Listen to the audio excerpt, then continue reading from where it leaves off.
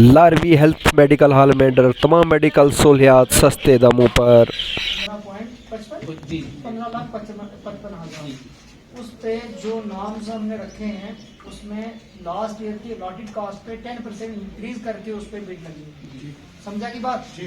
15,55,000 रुपए पे 10% करो तो कितना बनता है टोटल आगे।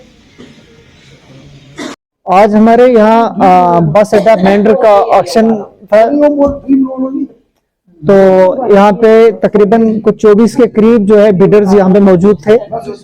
हमारी बेसिक जो स्टार्टअप वैल्यू थी वो 17,10,500 से स्टार्ट किया, क्योंकि पिछले बार की हमारी जो ऑक्शन वैल्यू थी वो 15,55,000 थी और उस पर हमने 10% इंक्रीज करके उसको बेसिक वैल्यू बनाया बिडिंग का। तो उसमें डिफरेंट बिडर्स ने ऊपर करते हुए और लास्ट हमारी जो हाईएस्ट बिड गई 36,15,000 रुपए।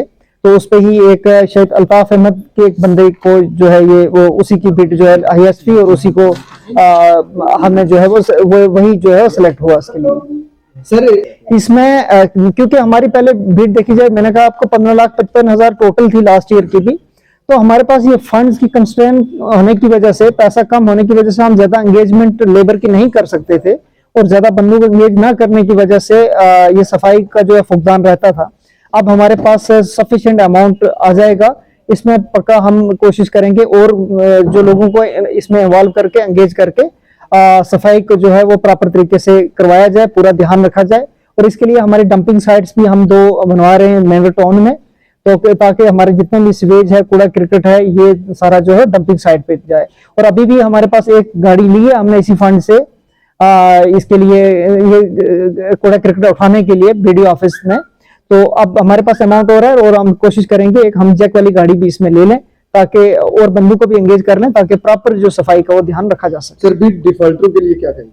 जो बंदे पीछे डिफॉल्ट कर चुके हैं, क्योंकि लास्ट ईयर की बिड में तो डिफॉल्ट नहीं हुआ, पीछे हुआ है कहीं, उनकी हम डिटेल बनवा रहे हैं और उनकी जो है हम लैंड रेवेन्यू एक्ट के अंडर जो है उनके एरिया रिकवरी की प्रोसीडिंग्स इनिशिएट करेंगे।